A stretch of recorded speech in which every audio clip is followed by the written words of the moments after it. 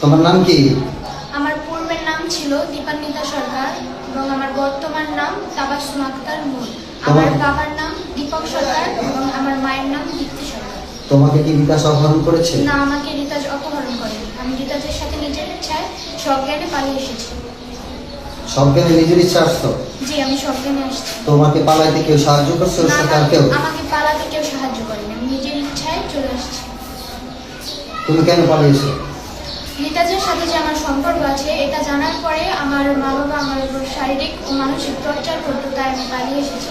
এবং ঢাকায় আসার পরে আমার মা বাবা আমাকে নিতে আসছিল গ্রামের অনেক গণ্যমান্য লোকজনকে নিয়ে, কিন্তু আমি তাদেরকে বলেছি যে আমি আর যাবো না, আমি এখন একজন মুসলিম এবং আমি রিতাজের স্ত্রী, তাই আমি তোমাদের সাথে আর যেতে চাই না, তোমাদের ফ্যামিলিতে আর ফিরে যেতে চাই না। এগুলো কি তোমাকে কেউ শিখাই দিছে? না, আমাকে কেউ শিখিয়ে দেয়নি, আমি নিজেই বলছি।